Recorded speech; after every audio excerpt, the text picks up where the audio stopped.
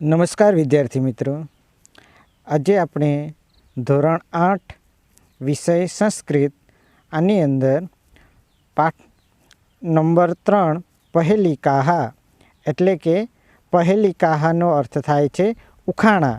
તો અહીં આપણે ઉખાણાનો અભ્યાસ કરીશું. પહેલાં આપણે વાંચન કરીશું. એકઃ ચક્ષુનઃ કાકો અયમ બિલમ ઇચ્છન પન્નગઃ ક્ષીયતે વર્ધતે ચેવ ન સમુદ્રો ન ચંદ્રમાહ. હવે આને આપણે અન્વય કરીએ તો કયું શબ્દ ક્યાંથી છૂટો પડે છે ને કયા નંબર પર લેવામાં આવે છે એ એક અન્વય વખતે ખાસ ધ્યાન રાખવાનું હોય. તો સૌપ્રથમ અહીંયા આપણે કાકો અયમ, તો આમાંથી અયમ શબ્દ પહેલાં લેવાનો. અયમ એક ચક્ષુઃ કાકઃ ન. અયમ એક ચક્ષુઃ કાક નઃ બિલમ ઇચ્છન પન્નગઃ ન ક્ષીયતે ચ વર્ધતે ઈવ ન સમુદ્રો ન ચંદ્રમા. આ રીતે આનું અન્વય થાય. તો અયમ એટલે આ એક ચક્ષુઃ એટલે એક આંખવાળું. કાકઃ ન એટલે કાગડો, કાગડો ન એટલે નથી. એક આંખવાળો કાગડો નથી. બિલમ એટલે દરમાં પ્રવેશવા. ઈચ્છન એટલે ઈચ્છતો હોવા છતાં. દરમાં પ્રવેશવા ઈચ્છતો હોવા છતાં. પન્નગઃ એટલે સાપ ને ન એટલે નથી. તો દરમાં પ્રવેશવા ઈચ્છતો હોવા છતાં સાપ નથી. પછી ક્ષીયતે એટલે ઘટે છે. ચ અને વર્ધતે એટલે વધે છે. ન સમુદ્ર નથી, ન ચંદ્રમા કે ચંદ્રમા નથી. હવે આખાનો અનુવાદ જોઈએ તો એક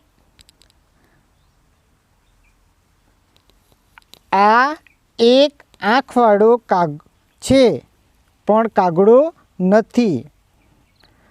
દરમાં પ્રવેશવાની ઈચ્છા રાખતો હોવા છતાં સાપ નથી. ઘટે છે અને વધે છે પણ સમુદ્ર નથી કે ચંદ્ર નથી. તો આનો જવાબ થાય છે સૂચિકા એટલે સોય. નંબર 2, ચતુર્મુખો ન ચ બ્રહ્મા વૃષારૂઢો ન શંકરઃ નિર્જીવ ચ નિરાહારી અજસ્ત્રમ ધાન્ય ભક્ષણમ. હવે આને આપણે અન્વય કરીએ તો ચતુર્મુખો, અને પહેલાં લેવાનું છે ચતુર્મુખો બ્રહ્મા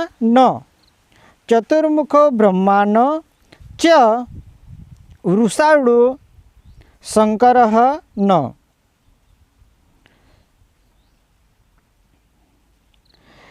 નિર્જીવ ચ નિરાહારી અજસ્ત્રમ ધાન્ય ભક્ષણમાં આખું સળંગ લઈ લેવાનું.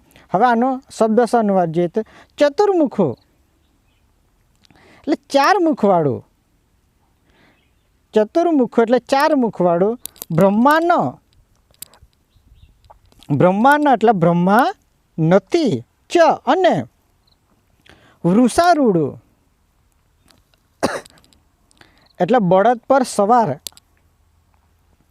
બળદ ઉપર વૃષભ વત્તા આરૂઢ, આપણે એમને સંદેશ. તો બળદ ઉપર સવાર કોણ હોય તો વૃષારૂઢ એટલે બળદ ઉપર સવાર. શંકર નથી, ભગવાન શંકર નથી. બળદ પર સવાર છે પણ ભગવાન શંકર નથી.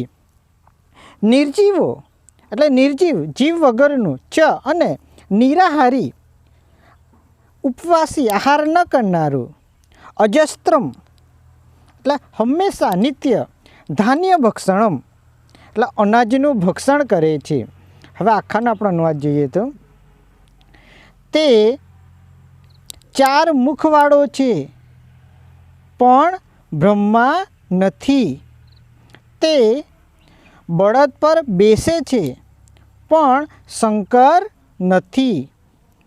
તે જીવ વગરનો અને નિરાહારી છે, સત્તા હંમેશા અનાજનું ભક્ષણ કરે છે. તો આનો જવાબ આવશે હલમ. હલમ એટલે હળ. આગળ શ્લોક નંબર 3. અપદ દૂરગામી ચ સાક્ષરો ન ચ પંડિત અમુખ સ્ફુટ વક્તા ચ યો જાનાતિ સ પંડિત. હવે આને આપણે અન્વય કરીએ તો અપદ દૂરગામી ચ, આ પહેલાં લેવાનું છે. અપદ દૂરગામી ચ સાક્ષર ચ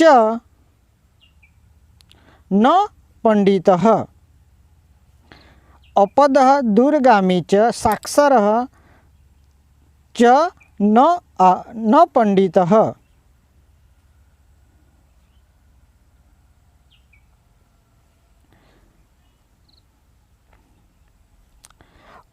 અમુક સ્ફુટ વક્તા ચ યો જાનાતિ સ પંડિત.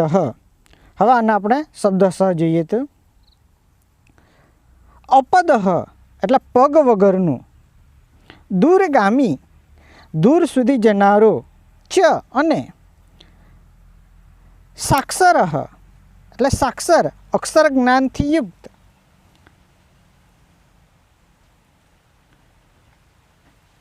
ચ અને પંડિત એટલે વિદ્વાન, પંડિત, ન એટલે નથી.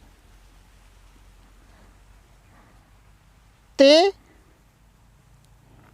પગ વગરનો હોવા છતાં દૂર સુધી જનારો છે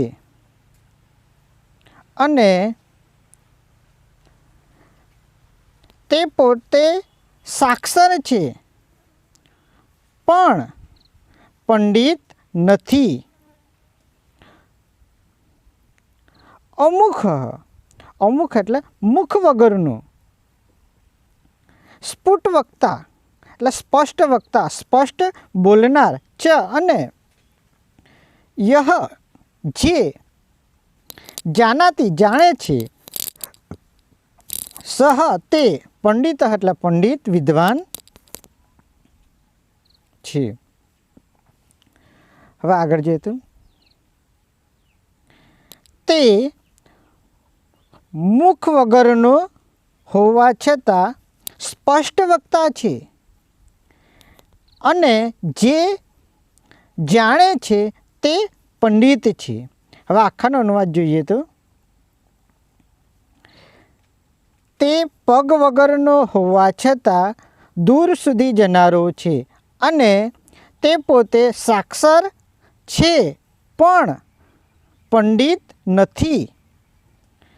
તે મુખ વિનાનો હોવા છતાં સ્પષ્ટ વક્તા છે, જે જાણે છે તે પંડિત છે. આનો જવાબ છે લિખિતમ પત્રમ એટલે લખેલો કાગળ. આગળ પર્વતાગ્રે રથો યાતિ ભૂમો તિષ્ઠતિ સારથિ ચલતી વાયુવેગેન પદમેકમ ન ગચ્છતિ.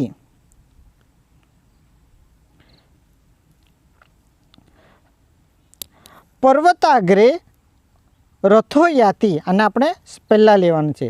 પર્વતાગ્રે રથો યાતિ સારથિ ભૂમો તિષ્ઠતિ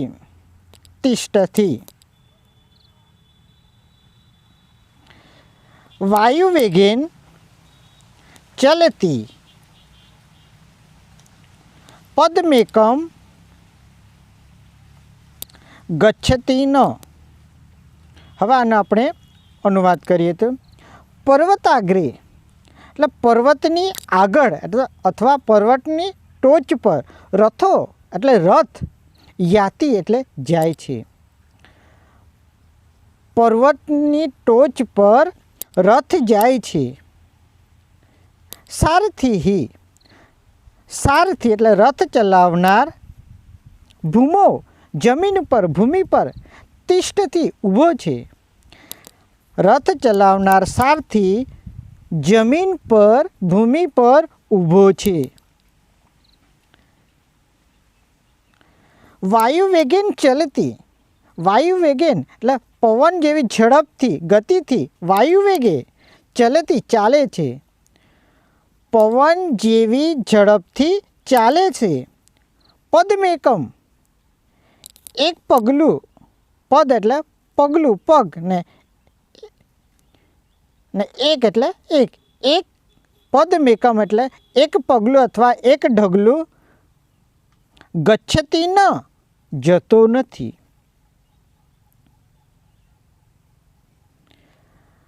પવન જેવી ઝડપથી ચાલે છે પણ એક ઢગલું પણ જતો નથી.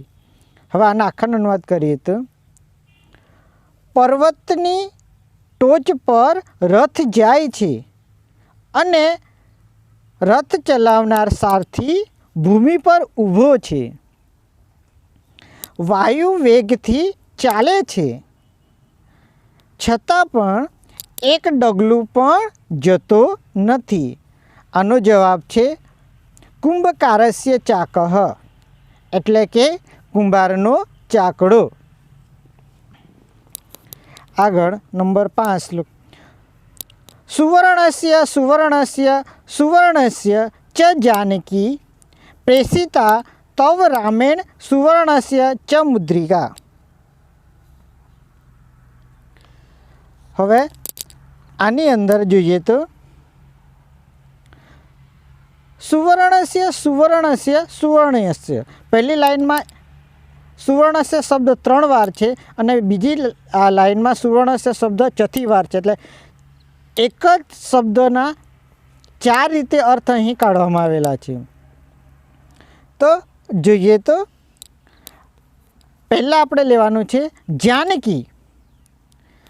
જાનકી જાનકી તવ રામેણ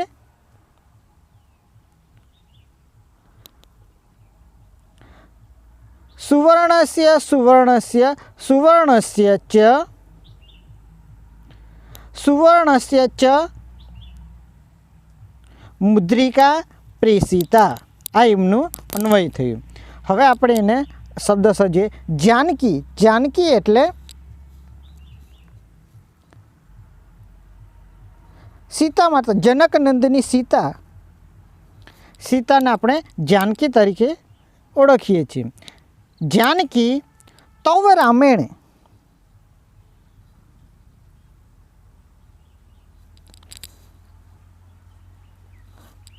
તવ રામેણ એટલે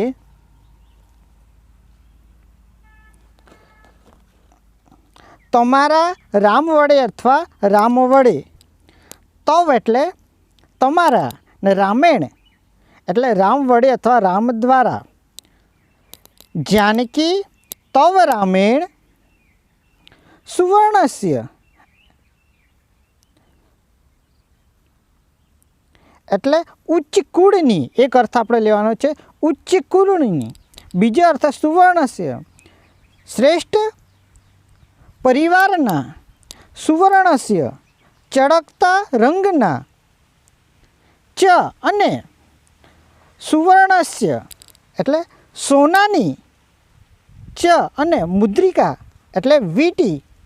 પ્રેષિતા પ્રેષિતા એટલે મોકલી છે. હવે આખાનો અનુવાદ જોઈએ તો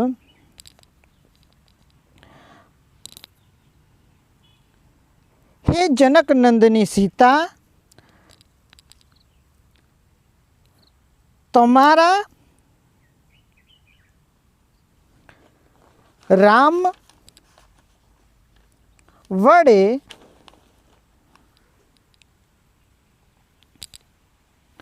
સુવર્ણની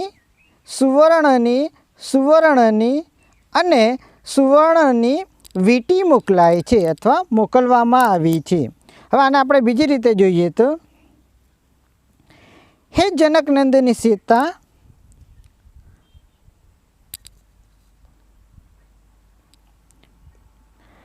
સુવર્ણસ્ય શ્રેષ્ઠ પરિવારના અથવા શ્રેષ્ઠ કુળના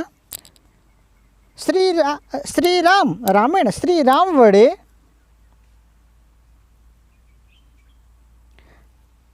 સુવર્ણસ્ય આ ચળકતા રંગની સુવર્ણસ્ય સોનાની મુદ્રિકા વીંટી પ્રેષિતા મોકલી છે।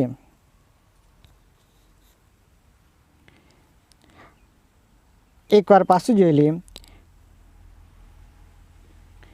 હે જનકનંદની સીતા તમારા રામ વડે ઉચ્ચ કુળની શ્રેષ્ઠ પરિવારની ચળકતા રંગની અને સોનાની વીંટી મોકલી છે।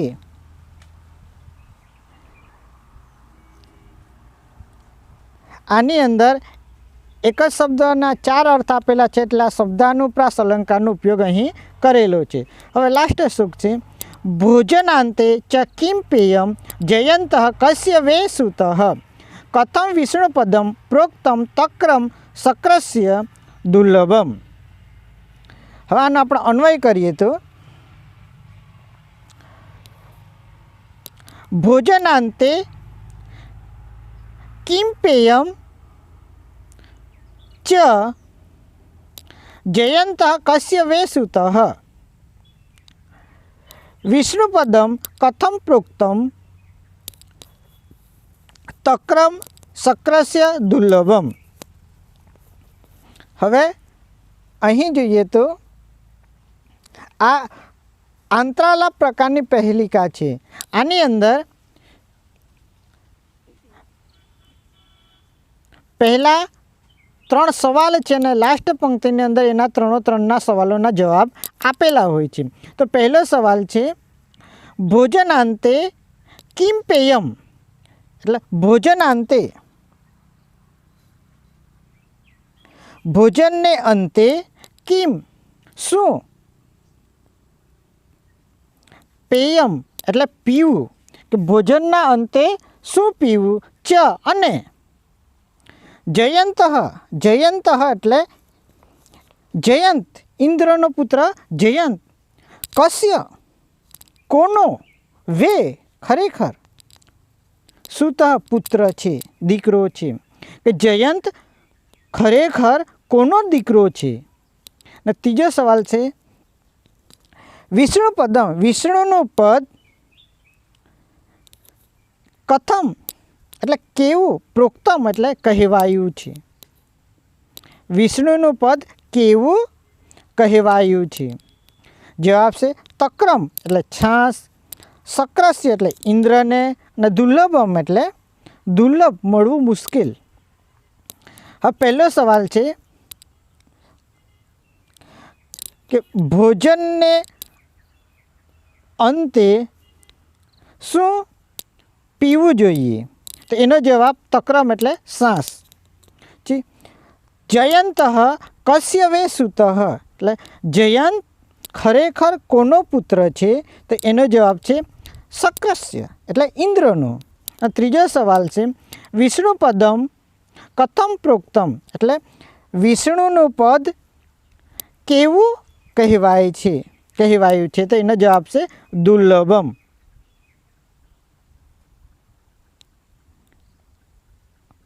અસ્તુ।